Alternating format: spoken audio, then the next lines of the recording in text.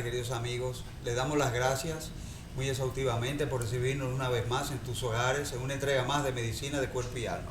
Y en un servidor, Juan Carlos Estrella, junto a mi compañera, la doctora Albalú Rodríguez, tendremos un programa muy interesante.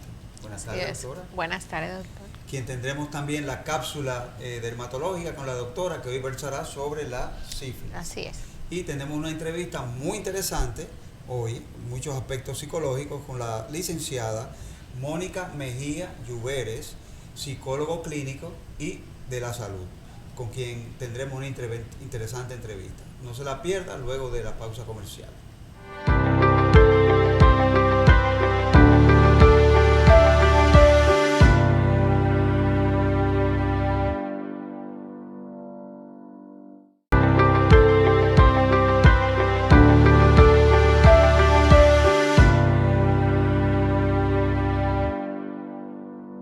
Estamos en Medicina del Cuerpo y Alma. En la tarde de hoy vamos a hablar acerca de una de las enfermedades de transmisión sexual que, a mi entender, es una de las que más recibo en mi consulta de dermatología y venerología, y es la sífilis o LUES.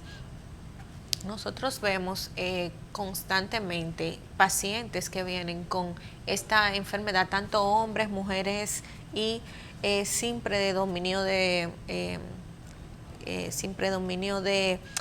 pareja, o sea, personas que tienen, por ejemplo, homosexuales, bisexuales, heterosexuales, que tienen una, dos o varias parejas. Es alarmante muchas veces el saber que a esta altura todavía recibamos tantas personas con sífilis. Y les traje una imagen muy típica de lo que es la sífilis en piel, porque es una enfermedad que nosotros llamamos en dermatología la gran imitadora, ya que puede simular cualquier cosa. Pero quise traer esta imagen por la razón siguiente. Si usted se nota en sus manos, en sus palmas de manos o planta de pies, que puede estar en las dos partes, tanto en las palmas como en las plantas al mismo tiempo. Estas lesiones que parecen como si fueran hongos o lo que la gente les llama tiñas o empeines en palmas y plantas, visite su dermatólogo porque podría estar frente a la sífilis. Y es que tenemos mucha sífilis, inclusive en embarazadas. Esta enfermedad, que es por vía sexual, que se adquiere, es de fácil diagnóstico y también es curable. Con tratamiento con antibióticos como la penicilina, nosotros erradicamos, quitamos la enfermedad. Definitivamente el paciente cura de sífilis. Esta imagen la quise traer porque es una de las manifestaciones más frecuentes que tiene el paciente con esta enfermedad. Y si vamos en orden de frecuencia, pienso que la infección por virus de papiloma humano sigue siendo la primera, una de las primeras, de las más frecuentes diagnosticadas. La sífilis le está cayendo atrás al papiloma, porque hay mucha sífilis.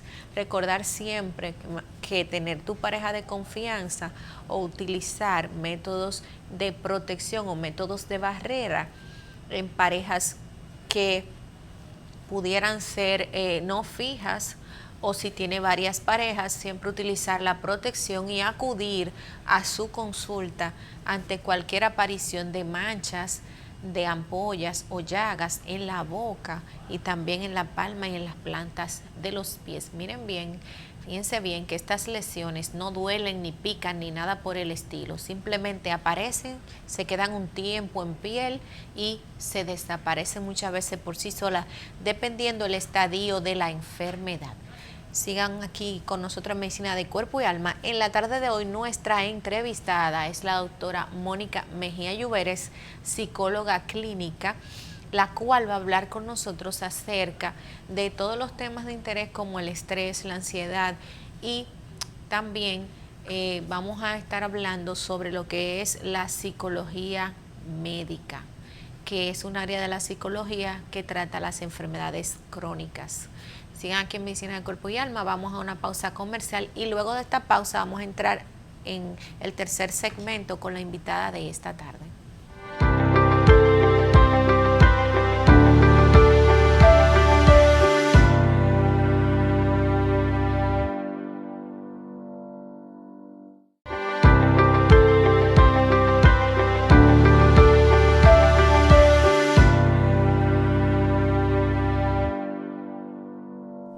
Muy buenas tardes. Gracias por seguir con nosotros en una entrega más de Medicina de Cuerpo y Alma.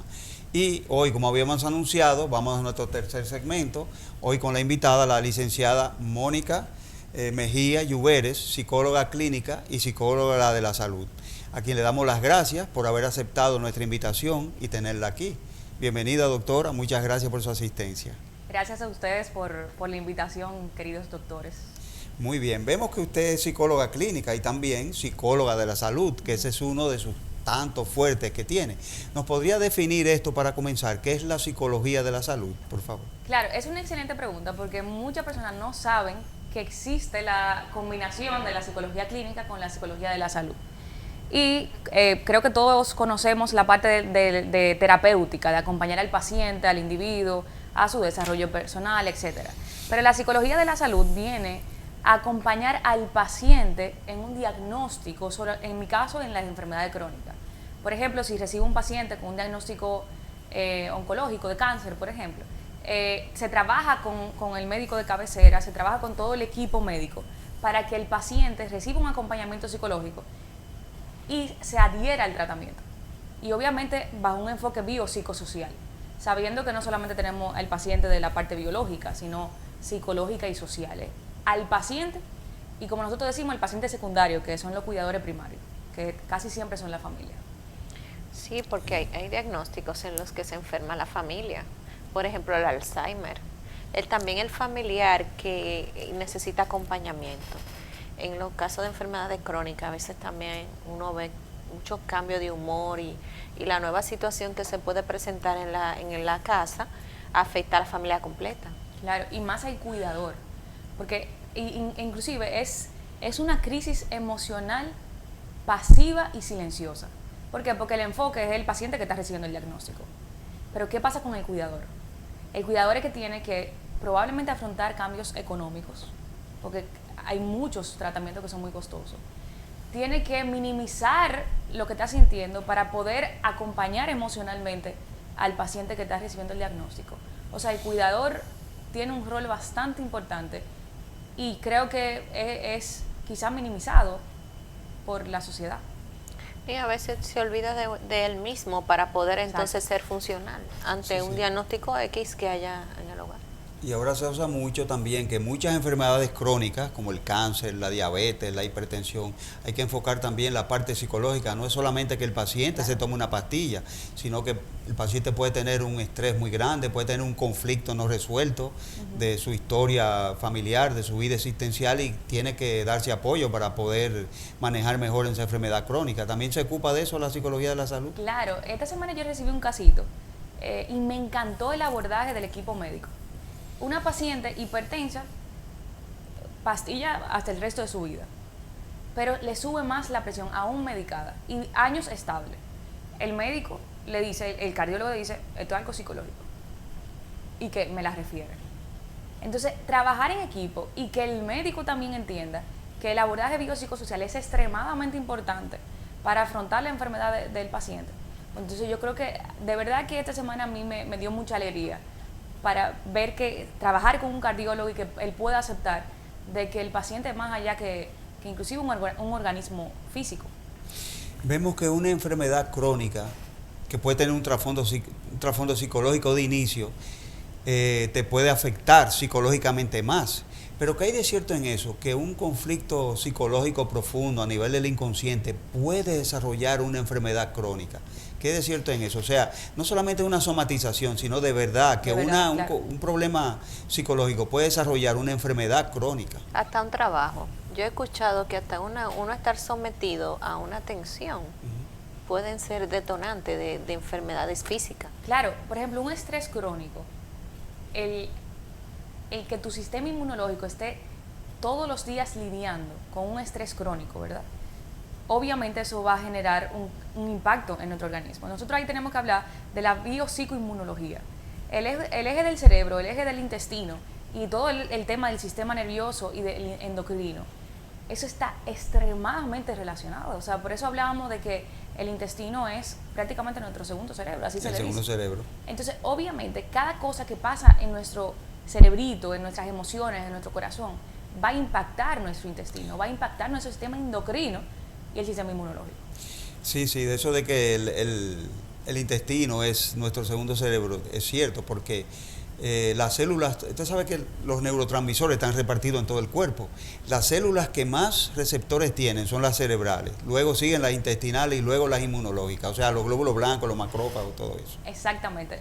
Nosotros, y esto quizás también es una invitación, así como lo hice a los médicos recientemente, a la parte psicológica, de que tampoco no todo es componente psicológico, que hay depresiones que vienen por una mala alimentación, que están afectando al intestino, que están afectando inclusive el sistema endocrino.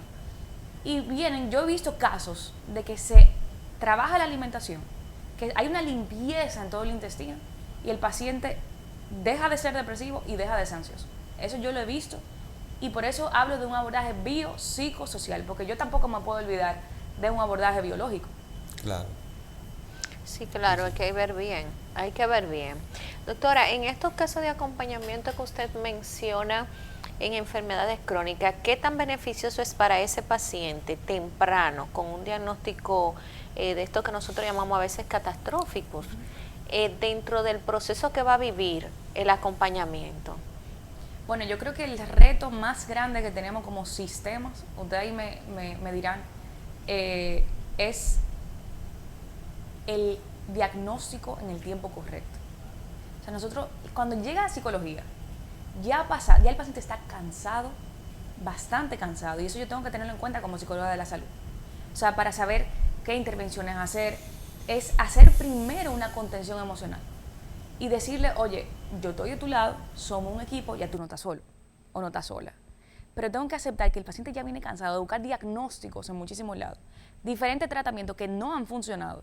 Entonces, definitivamente, nosotros tenemos un reto de que el paciente también haga conciencia de que cuando ve ciertos síntomas, haga conciencia de que cuando ve ciertas señales, signos, necesita ayuda. Entonces, ese es el mayor reto, el encontrar un diagnóstico al tiempo correcto y que también aprendamos a trabajar en equipo. Porque si yo, como psicóloga de la salud, también estoy viendo que yo tengo un paciente que está presentando temas, por ejemplo, endocrinos, que eso pasa, uno lo descubre mucho por el tema de la depresión, por ejemplo, también el tema de las tiroides, etcétera. Entonces, saber referir a tiempo, no quedarme con el paciente. Yo siempre digo, si yo me creo dueña de toda la información, igual en el ámbito médico, igual en el ámbito psicológico, entonces, oye, estoy divorciada, estoy casándome con el fracaso, y al paciente también. En estos casos, doctora, la importancia de la salud mental. Hay muchos mitos aquí en la República Dominicana con la salud mental. Mucha gente piensa tal vez que las personas que van a los psicólogos, o uno le dice en una consulta privada a una madre que su hija se le sale el pelo y uno ve que no hay nada, y uno dice, bueno, nos ayudaría mucho que lleváramos al niño o lleváramos a ese adolescente a una consulta, o que tú vayas a consulta psicológica. Muchas veces hay resistencia por parte del mismo paciente de no querer asistir a un psicólogo. Y es importante siempre mencionar la importancia de la salud mental, porque eso incide en todos los ámbitos del sistema. Muchas veces tú lo que tienes es un problema psicológico, una situación X, que te da síntomas, que te da muchas cosas, y el problema no es mío, de mi área. Si no manejamos esa parte, no va a haber tratamiento que funcione. Pero hay una cierta resistencia muchas veces, no sé si es por cultura, a no visitar los psicólogos, porque la gente, o los psiquiatras peor aún, muchas veces uno dice el psiquiatra y se busca un problema con los pacientes. Usted que maneja la psicología, ¿cómo está la situación actual en nuestro país, en el mundo, pero en nuestro país? La importancia de la salud mental, la gente tiene que educarse en ese ámbito. Mira, es algo interesante de analizar. Las enfermedades mentales nacen con una creencia de que la persona, estoy hablando de siglo pasado, ¿verdad?, de que la persona poseía un demonio y que era producto de un pecado. De una posesión, sí. En una posesión, exactamente, y por lo tanto había que hacer un exorcismo para que esa persona sea liberada. Pero se trataba igual que la lepra. O sea, si yo entendía como sociedad que había una persona que estaba enferma mentalmente, la aislaban y la trancaban en un lugar, diría yo, paupérrimo. Entonces ahí comienza a transformarse generación tras generación hasta llegar a por lo menos darle un cierto cuidado, aislado de la sociedad, darle un cierto cuidado como comida, y se estaban dando cuenta que por ejemplo, terapias grupales, no se llamaba así en ese momento, pero que la persona pudiese hablar, etcétera, comenzaba a mejorar esa persona. Y ahí comienza todo lo que es el tema del psicoanálisis, luego la terapia conductual y todo eso. Y dicen, óyeme, el ser humano mejora. Claro. Y ya comienzan a analizar otra hipótesis. No se trata de algo del pecado, ni la posesión, ni nada de eso, sino estamos hablando de una enfermedad en el cerebro. Esa fue la primera teoría. Entonces, si comparamos los inicios de las enfermedades mentales con nuestra realidad actual, yo creo que hemos mejorado bastante, evidentemente. Y creo que si algo tengo que sacar bueno de la pandemia, fue que vino a traer conciencia de la salud mental. O sea, tenemos que entender que tú tenías escapatorias a familias disfuncionales, pero cuando viene la pandemia, tú te tienes que quedar con esa familia dentro 24/7. Y ahí nosotros todavía estamos recibiendo olas de ansiedad, de depresión, por quedarse con esa misma persona que te generaban la ansiedad y la depresión. Y miedo. Mucho miedo. Durante la pandemia leí que aumentó mucho las denuncias de violencia psicológica, todas esas cosas. Hubo muchas denuncias por el encierro, las parejas todo el tiempo, 24 horas encerradas, o sea, hubo muchas denuncias, aumentaron mucho las separaciones también. Exactamente. Leí. Entonces, de alguna manera, si algo tenemos que sacar de estos años que hemos vivido mundial, es la conciencia. Y lo puedo ver hasta en la consulta. O sea, para los psicólogos, la mayor tasa de pacientes que pudimos manejar hasta el sol de hoy fue después de pandemia. O sea, yo creo que todos los psicólogos pueden corroborarme. Entonces, quiere decir que hubo una necesidad y una urgencia que hasta el sol de hoy ha permanecido. Entonces, por ejemplo, nosotros estamos más expuestos a programas de televisión, a programas de radio, ya se están haciendo podcasts, los psicólogos se están empoderando y haciendo su propio programa de radio, de podcast. O sea, yo creo que hemos mejorado bastante. No, y eso comenzó hace mucho tiempo, porque yo me acuerdo en la década de los 70, los 80, unos libros que yo leí, eran dos, tus zonas erróneas y yo estoy bien. ¿Usted se acuerda de esos libros? No, esos son libros muy viejos. Son de los años 70, 80. Yo estoy bien, tú estás bien, y mis zonas erróneas, de un psicólogo que se llama Walt Dyer. Sí, esos libros lo leyó todo el mundo. Ahí empezó la preocupación por las enfermedades mentales, tanto el que está mal para ayudarlo, como el que está bien para mejorar su situación y ponerse todavía mejor. Pero definitivamente ha sido un proceso de años. Claro. Por ejemplo, que no fue hace tanto, cuando yo dije en mi casa que yo iba a estudiar psicología, hubo como un silencio. Tú sabes que eso no es medicina, me dijo mi abuela, yo sé. Y hasta el sol de hoy hay jóvenes que quieren estudiar psicología y le dicen, tú sabes que eso no es medicina. O sea, todavía hay un tabú respecto a la carrera que la minimizan en ciertos aspectos. Sí, inclusive yo vi una entrevista de alguien que dijo que de las carreras que no se podían estudiar en República Dominicana, la psicología era una. Yo dije, la medicina de hacer la primera, pues no cabemos ya, muchísimo. Pero la verdad es que siempre va a haber necesidad. Siempre. Todo el tiempo va a haber necesidad. Es así, y más ahora. No, claro que sí. Me gusta mucho los videos que sube la licenciada Mónica a su página de Instagram, porque toca temas muy aterrizados de lo que se vive de día a día, muy reales y que dan mucho ánimo y muchos consejos de cómo afrontar las cosas y dónde dirigirnos. Y por eso fue el motivo que nosotros invitamos a la doctora, porque la doctora en su página de Instagram siempre está subiendo videos, habla con su mamá también en algunos podcasts que yo he visto videos de YouTube. De su mamá, muy linda y muy interesante sus entrevistas. Y las redes se usan también para cosas positivas, porque vemos muchas cosas en las redes que realmente no son cosas que nos aporten mucho, sino que muchas veces desvirtúan la situación. Sin embargo, las redes sí son un medio de transmitir educación, información y conocimiento gratuito muchas veces.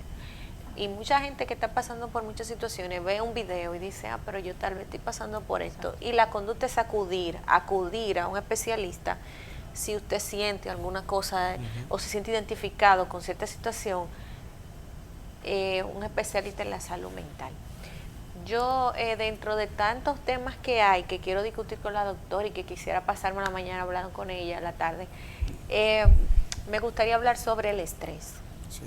de los temas que elegimos de hablar, porque últimamente se está viviendo muy rápido. Antes nosotros, yo cuando niña veía que mis abuelos iban a comer, dormían un rato, comíamos juntos, se volvían a ir al trabajo, como que a las 6 ya estaban en casa, cenaba uno juntos, se dormía, ya como que la vida va muy rápido y se han perdido tantas cosas y uno lleva la vida sumamente rápida. Y el estrés, como que uno se acostumbra, como que uno tiene una tolerancia a Y lo va soportar acumulando. el estrés de una forma increíble.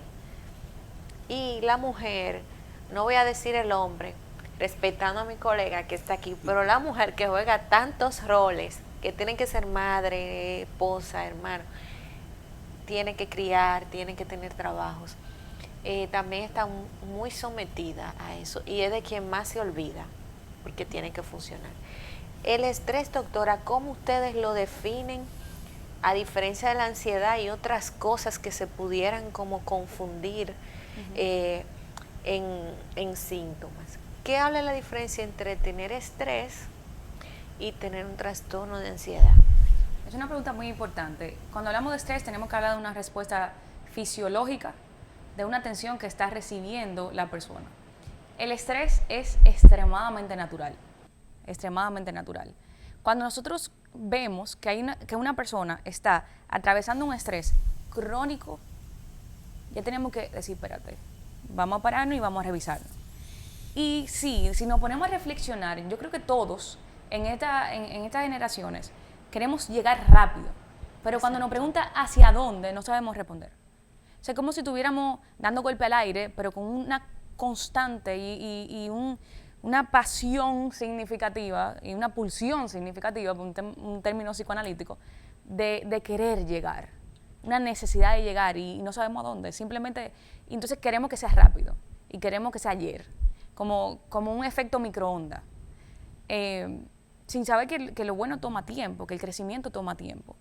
Nosotros estamos muy divorciados del significado de la plenitud y de estar en el aquí y en el ahora. Si nos ponemos a analizar cada uno, los oyentes, todos nosotros que estamos aquí en el programa, ¿cuáles son los pensamientos que nos llegan cuando nos estamos bañando, cuando estamos comiendo? Muchos de esos pensamientos tienen que ver con algo que vamos a hacer. Entonces nosotros como seres humanos estamos viviendo en el futuro y nos estamos olvidando del presente. Y de repente, ¿cuándo vives? ¿Cuándo vivimos? Esa es una pregunta que tenemos que hacérnosla siempre. Y no es que se trabaja en una sesión, y no es que se trabaja solamente en un proceso terapéutico, sino intencional día tras día. Ahora, ¿cuándo cruzamos la línea de ansiedad patológica? Porque también la ansiedad es algo primitivo. Cuando mi cuerpo y mi sistema nervioso se ponen en alerta ante un miedo o ante una tensión aparente cuando no hay razones para estar en alerta. Entonces, yo estoy ansiosa, pero no está pasando nada. Ahí estamos hablando de una ansiedad patológica, que puede ser provocada por también un cúmulo de estrés enorme sin saberlo gestionar. Entonces yo creo que aquí el tema no es experimentar el estrés, porque todos lo hacemos, sino qué hago cuando toca mi puerta. Y cuál está siendo mi estilo de vida, que definitivamente nunca me va a dejar llegar a alcanzar, no la felicidad. Yo no estoy de acuerdo con eso, porque la felicidad para mí es una emoción momentánea, que va y viene. Me gustaría más decir el término plenitud, donde no importa la crisis que yo esté pasando, claro, me duele, me frustra, me afecta y me estresa, pero yo pueda sentir dentro de mí que hay un hogar, que hay una paz. Esa es la meta. Y creo que mientras más reto tenemos, mientras más competitivo y globalizado es el mundo, más estrés crónico estamos afrontando y menos estrategia de afrontamiento estamos teniendo. Esa es la realidad. Sí, no hay herramientas. No hay como que no conocemos las herramientas en el momento adecuado para afrontar ciertas situaciones, muchas veces cuando estamos sometidos a estrés. Claro. No, y Eso es hay, verdad. hay un estrés que es necesario. Por ejemplo, hay una dosis de estrés que tenemos que tener y eso es inherente a la existencia, ¿verdad? Exacto. Vemos que en los países donde todos los problemas están resueltos, en los países escandinavos, que las personas no tienen preocupaciones de ningún tipo, el rate de suicidio, el índice de suicidio es muy alto. Y es por eso, porque ellos no están estresados con nada, no se preocupan por nada, tienen todos los problemas resueltos, de salud, todo está socializado. Pero ¿hasta qué grado un cierto medida de estrés es necesaria para incluso saludable? Inclusive, y pasa mucho en las mujeres también, que nos acostumbramos a funcionar con una adrenalina a millón. Entonces uno se vuelve como adicto o dependiente a esa tasa alta de adrenalina. Entonces cuando nada más tenemos 2 cositas por hacer, como que procrastinamos un mundo. ¿Por qué? Porque estamos acostumbrados a que el tren vaya muy rápido. Entonces yo creo que hay que hacer un proceso de desaprender y aprender que hay un estrés que es necesario, pero no que nos lleva a un nivel de cortisol constante, alto, que al final, para poder bajar ese nivel de cortisol, pues entonces tenemos que pasar semanas en un estado casi que pareciese algo depresivo inclusive, que nos quedamos sin fuerza porque duramos toda una semana de intensidad. Entonces mi invitación es encontrar un punto medio, donde organicemos nuestra vida que me permita conectar. Yo estoy aquí en el ahora, yo no sé qué está pasando en el centro, yo estoy aquí ahora y lo estoy disfrutando. Allá será, cuando esté allá, a atender lo que esté allá. Mi invitación es vivir aquí en el ahora, agradecer y conectar con las personas como seres sociales donde estoy en el presente. Exactamente.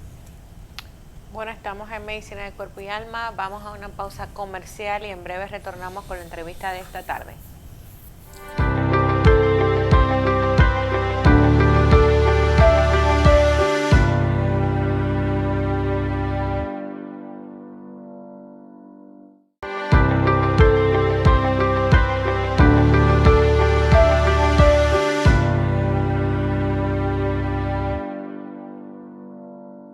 Retornamos en Medicina de Cuerpo y Alma. En la tarde de hoy tenemos a la licenciada Mónica Mejía Lluveres, psicóloga y especialista en psicología médica. Y estamos hablando acerca de lo que es el estrés y cuáles mecanismos nos va a recomendar la doctora para manejo del estrés. Doctora, cuando una persona está sometido a un estrés constante, ¿puede tener alguna herramienta que lo ayude a manejar estas emociones que tal vez le quiten el sueño? ¿Cómo una gente se da cuenta que está estresada? Okay, yo creo que hay un nivel de tensión importante que no te hace a ti descansar. Porque si el cuerpo en su curso natural se estresa naturalmente, pero luego no puede venir el sistema parasimpático o no puede venir a descansar en su naturaleza, entonces, por ejemplo, duermo y no me siento descansada, estoy irritable, siento que la mente se me queda en blanco. Cuando, por ejemplo, estoy hablando y la mente se me queda en blanco o no puedo coordinar ideas. Estoy cometiendo errores que no cometía antes. Hay personas que se aíslan, ¿okay? O que simplemente quieren abandonarlo todo. Podemos ver probablemente que hay un estrés crónico. Entonces, definitivamente, el estrés crónico o la ansiedad, porque podemos traer los 2 factores aquí, nos está diciendo algo que hay que escuchar. Entonces, el primer paso sería escucharte. Y eso es tan complejo en el mundo tan rápido que vivimos. Y si es necesario, y creo que sí, pausar. Por ejemplo, cuando una persona viene con síndrome del quemado, del burnout, que se da más en el ámbito laboral, yo pregunto, ¿tú tienes vacaciones disponibles? Para nosotros, en lo que vamos trabajando, tú poder ir desconectándote. Entonces eso es importante. O que se vaya a la playa, no quiere decir que esto va a resolver todo. Porque cuando caemos en estrés crónico, quiere decir que hay algo en nuestro estilo de vida que no está funcionando. O que no funcionó en esa temporada y que hay que revisar. Inclusive, es como si tuviéramos un plan de trabajo en consulta. Ven, vamos a entender tu vida. Creo que tú te levantas, y tú dices, pero ven acá, ¿y cuándo tú paras? Porque hemos entendido que pausar es fracasar. Exacto. Que parar es casi un pecado. Y que me hace a mí como, me da culpa. A mucha gente le pasa eso. Y no funciono cuando tomo descansos. Y si tomo descansos no me encuentro, o sea, me siento como vacía. Exacto. Entonces, ahí hay que hacer un trabajo interno, de decir por qué yo necesito constantemente estar activa y logrando para sentir que mi identidad y mi autoestima están llenos, digamos. Pero en forma muy práctica, creo que si alguien está en esa situación y tiene la oportunidad de tomarse algunos días para revisar todas esas preguntas existenciales, por qué yo necesito estar constantemente con esa adrenalina bastante alta y el cortisol bastante alto. ¿Por qué no me encuentro cuando estoy en pausando? Que la pausa es parte de la vida. Y en temas quizás más prácticos, tan importante que es esto, aprender a poner límites. O sea, si un jefe a mí me llama fuera del horario laboral, lamentablemente yo no estoy obligada, y digo de lamentable por el empleador, estoy obligada a tomar la llamada.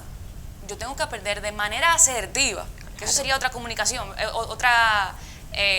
otro programa de cómo me comunico asertivamente, pero de manera asertiva poner límites, decir, mira, no. Y si tú no quieres ir a lugares porque no quieres ir, oye, no quiero ir. Y no tengo que hablar una mentira, no quiero ir porque me quiero quedar en mi casa descansado. Aprender a decir que no. Y no siempre hay que decir que sí para quedar bien. Entonces, en general, poner límites, asegurar que mi rutina incluya un tiempo para mí. Yo tuve que aprender eso en consulta. Yo no puedo atender pacientes todos los días. No puedo. ¿Por qué? Porque mi cerebro y mi corazón no me da. Pero eso yo tuve que aprenderlo después de una ansiedad y un estrés crónico.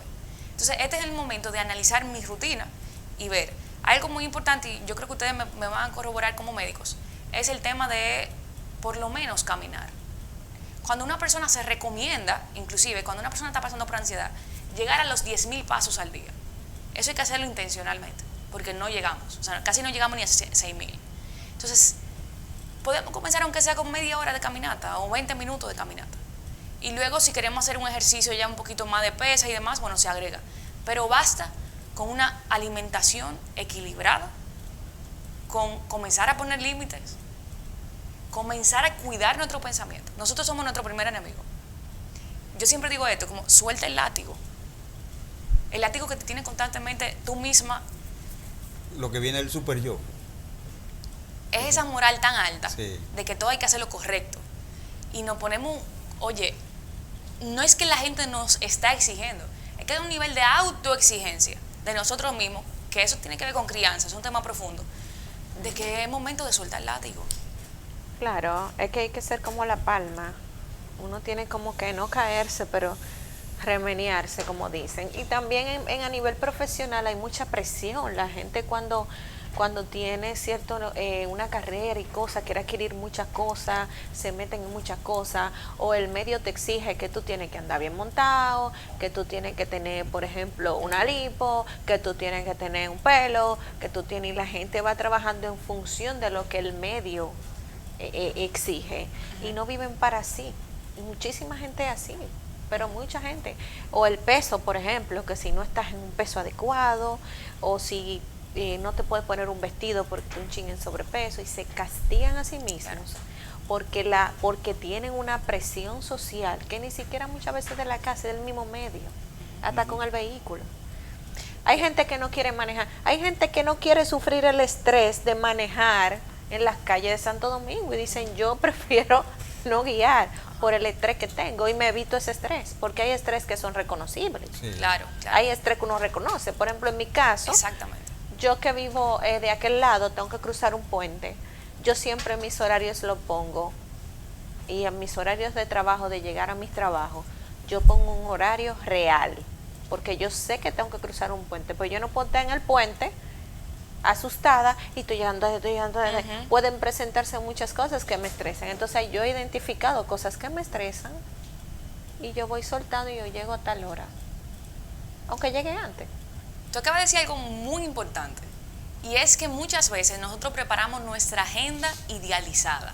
Exacto. O sea, si yo estoy aquí a tal hora y tengo que estar en un sitio en 1 hora, pero ese sitio está del otro lado del puente, y yo salgo 20 minutos antes porque yo me creo súper poderosa, que creo que puedo controlar todo, porque es un tema de control, obviamente voy a llegar tarde, voy a quedar mal y con un estrés a millón, con un cortisol bastante alto. Entonces, nosotros también idealizamos todo lo que podemos hacer y nos creemos todopoderosos. Y eso es muy importante, hacer la agenda realista, considerando en el país que vivimos y en los tapones que vivimos. Eso es muy importante. Conectar con el día, conectar como con el día, porque la verdad es que nosotros no tenemos control absoluto. Es difícil ser espontáneo. En el caso, por ejemplo, de mío, es difícil, porque somos gente muy... Pero eso es uno mismo que se causa el estrés, y no podemos, porque ya de por sí la vida viene difícil para nosotros también cargarnos nosotros mismos de estrés que se pueden evitar. Exactamente. Eso es una de las cosas que yo he tratado de ir haciendo, dentro de las herramientas para uno sentirse bien, aparte del ejercicio. Yo creo que la comunidad de fe es muy importante. Y quisiera que usted, como psicóloga, ¿cuál sería su punto sobre estar en conexión con Dios o con grupos de apoyo, meditación, si uno sufre de estrés crónico? ¿Cuáles son esas rutas alternas para uno votar? Yo creo que la espiritualidad es extremadamente importante. Cuando tú tienes una creencia en Dios, y lo digo quizá parcializada porque creo bastante en Dios, y creo que es la herramienta principal. Creo que es la herramienta principal y después va la terapia, ¿okay? Y después va lo que podamos gestionar. Claro. Hay una herramienta poderosa en el tema de la creencia, y es que yo voy a controlar lo que puedo controlar y entrego lo que no pueda controlar. La causa de la ansiedad y el estrés crónico es intentar controlar cosas que nosotros no podemos controlar. Entonces, cuando hacemos ese paro y decimos, oye, tú sabes que yo te entrego todo lo que no pueda controlar, y yo me voy a enfocar en hacer lo mejor en lo que sí yo puedo gestionar. Entonces tú descansas. Porque también yo hice una investigación una vez en el ámbito oncológico, y me daba cuenta que el distrés emocional se encontraba a mayor escala en personas, quizás voy a decir un tema técnico, pero lo voy a explicar fácil, con un locus de control interno. ¿Qué quiere decir esto? Que las personas con poca espiritualidad y con una creencia de que todo sucedía porque yo lo puedo controlar, tenían mayor distrés emocional. Pero las personas que tenían una creencia en Dios, de que decían, tú sabes que yo tengo un diagnóstico oncológico, tengo cáncer, pero yo creo que eso tiene un propósito, aunque eso termine mi trayecto en la vida. Pasaban, aunque estén en cuidados paliativos, pasaban ese final de su tiempo con una esperanza de que al final todo obrará para bien. Entonces yo creo que la espiritualidad es muy importante, definitivamente. Sí. Doctor, y hablando de otra cosa, antes de nosotros nacer estamos en el vientre de nuestra madre va al médico, el control prenatal, luego nacemos, la vacuna, hay que llevarnos al médico de la vista, ya maduramos, al cardiólogo, todas esas cosas. Es importante, le hago la pregunta, porque no se usa ir rutinariamente al psicólogo para un apoyo emocional o para detectar conflictos en la familia que luego pueden ser letales, ¿verdad? Que puedan incluso concluir en una separación. Hablábamos fuera de cámara del índice de divorcio, de separaciones, que es altísimo, ronda por el 50%. Exactamente. Sería prudente, no solamente por eso, de terapia familiar o individualmente ir rutinariamente al psicólogo. ¿A qué edad usted recomendaría? Claro. O cuando uno sienta ciertos síntomas o signos, ¿qué recomendación tiene usted sobre eso? Fíjate que ayer yo estaba con mis sobrinitos y los padres, uno de mis sobrinitos estaba frustrado porque perdió un juego y los padres le dijeron paciencia. ¿Cómo es paciencia? Y él le hace así.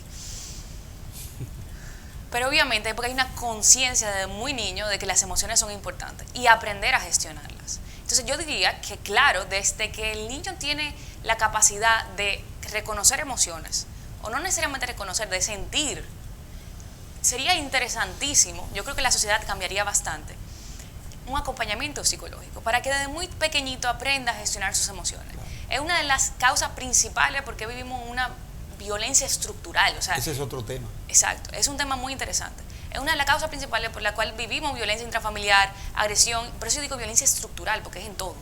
¿Okay?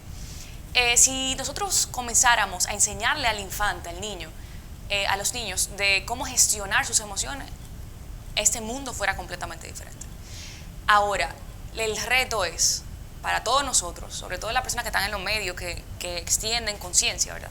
Concientización, es que tenemos una mentalidad de crisis. Yo voy al psicólogo cuando tengo crisis. Un problema, inclusive, cuando hay un problema. Exacto. Yo me imagino que en el ámbito médico también pasa eso. O sea, hay muchas personas que van al médico cuando ya no pueden más con los síntomas que están presentando, las señales que están presentando. En psicología pasa demasiado eso. O sea, el paciente se sienta frente a mí cuando está en crisis. Entonces la invitación sería que la psicología también es preventiva. Claro que sí. Siempre hay algo que nosotros podemos mejorar, aprender, crecer. Y si creemos que ya llegamos, entonces ¿no? Y darse cuenta de conflictos o defectos que tenemos para no transmitirlo a los demás y llevar una vida más llevadera y tener menos problemas con uno mismo y con las otras personas. Para mí es admirable cuando una persona se sienta frente a mí y me dice, yo no tengo ningún motivo de consulta, la verdad no sé, pero quiero revisarme porque no quiero pasarle a mis hijos cualquier cosa que tenga. Es algo muy simple, pero muy profundo a la vez. Y hay muchas cosas. Por ejemplo, la falta de sueño, porque es que nosotros nos acostumbramos mucho, aguantamos y muchas veces comenzamos a tomar pastillas y hacer cosas para dormir, pero tú no buscas qué es lo que está pasando en mí que yo no estoy durmiendo. Exactamente. Entonces, pueden que hayan causas orgánicas, estoy de acuerdo con eso, que tengan apnea del sueño, pero tal vez tú tengas un conflicto, una situación X que no te permite dormir, y si no es con una pastilla, entonces no dormimos. Por ejemplo, exactamente, una de las cosas que yo he visto, yo que tengo un niño dentro del espectro, es el estrés que sufrimos las madres con niños dentro del espectro, y nosotras no priorizamos atendernos, sino que estamos en una terapia, y creo, y quedé de mencionarlo en el programa porque somos un grupo grande de mamás en estas situaciones, de que uno tiene que atenderse, porque si uno no está bien, la familia no va a estar bien. Es así. La familia va a estar bien.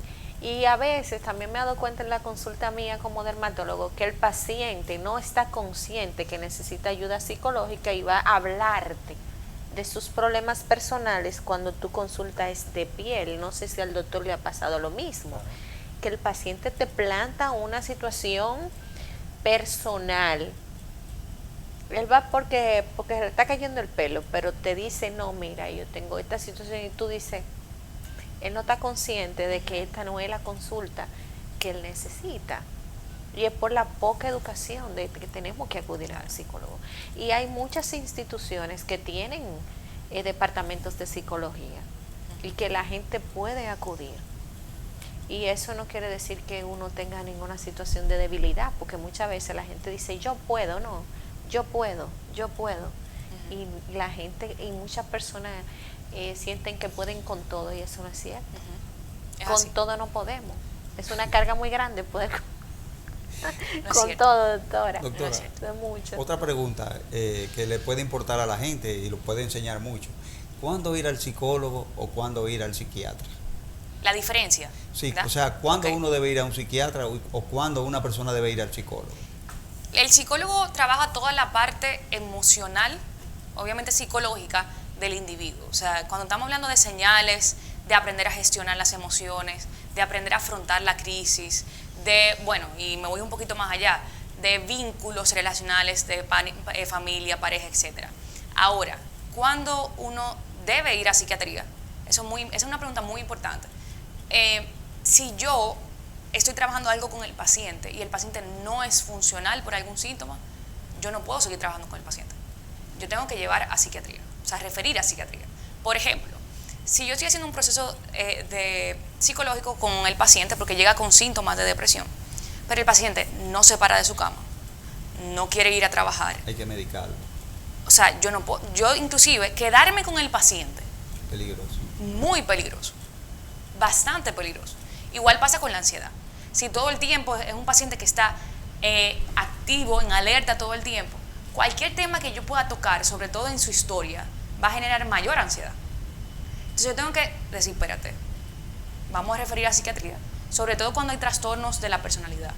Hay trastorno anímico y trastorno de la personalidad, que es un tema bastante complejo, siempre con psiquiatría.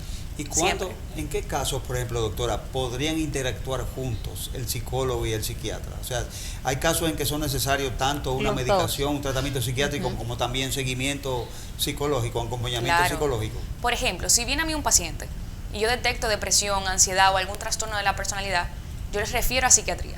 Psiquiatría médica, siempre mi psiquiatra y yo estamos en contacto todo el tiempo, eso es muy importante. Y yo le digo al paciente, luego de medicarse, de iniciar un medicamento, que venga en 15 días. Porque ya de 15 a 18 días, ya el medicamento Se va a ser- espera. Exactamente. Se espera que haya. Y ahí yo le pongo cita en 2 semanas. Pero también tengo una comunicación con el paciente. Yo me comunico directamente con el paciente que yo refiero a psiquiatría. ¿Por qué? Porque tengo que saber cómo le fue, etcétera. Entonces, si un lunes va a psiquiatría y comienza la medicación, yo la veo en 2 semanas. Y ahí comienza un proceso terapéutico. Y cada mes, y luego 3 meses, sigue con su psiquiatra, yo sigo comunicándome y comenzamos 2 procesos paralelos. Siempre juntas, ella y yo, la psiquiatra y yo. ¿Okay? Ansiedad, depresión, trastornos de personalidad. Doctora, háblenos un poco de su centro de Psicomed. ¿Qué tienen ustedes allá para ayudas y para consultas a personas que necesiten realmente algún tipo de atención? ¿De qué especialidad usted tiene allá en su centro y dónde están ubicados? Yo creo que el valor agregado que tiene Psicomed es la unión de la psicología y la medicina. Entonces, aquí nosotros tenemos varios servicios. Terapia individual, terapia familiar de pareja, también algo muy importante que hablábamos ahorita, la terapia conductual, que es, nuestro expertise es la terapia dentro del espectro autista, ¿verdad? Y nos encanta ver los pacienticos desarrollarse y crecer ahí, lo hemos visto con nuestros propios ojos. También tenemos todo lo que tenga que ver con la parte de evaluación, eso es muy importante, creemos en las evaluaciones psicológicas. Entonces tenemos inclusive 12 evaluadoras para evaluar. También tenemos ginecología, nutrición, diabetología, todo lo que tenga que ver con la unión de medicina y psicología. Nosotros estamos tratando de crecer lo más posible para que el paciente en un solo centro pueda encontrar un abordaje, sea psicológico o médico, pero con un eje transversal de las emociones. ¿Okay? Esa es nuestra meta, que esa es la psicología de la salud. Y puede darnos las redes, por favor, donde puede el paciente o la persona que quiera acercarse a encontrar la información para cualquier asistente. Les invito a visitar Instagram, que nuestro usuario es @psicomed.rd. Ahí estamos y ahí tenemos toda la información. Psicomed con P al inicio. Con P al inicio, exacto, como psicología y medicina. Exacto. psimed.rd. Muy bien. Muchas gracias a ustedes también, queridos amigos televidentes, por habernos acompañado en una entrega más de Medicina de Cuerpo y Alma, todos los domingos en Cinevisión Canal 19, en el horario de 2 a 3. También les invitamos que nos sigan en Instagram y en Facebook también, doctora. Muy bien. Gracias, hasta el próximo domingo.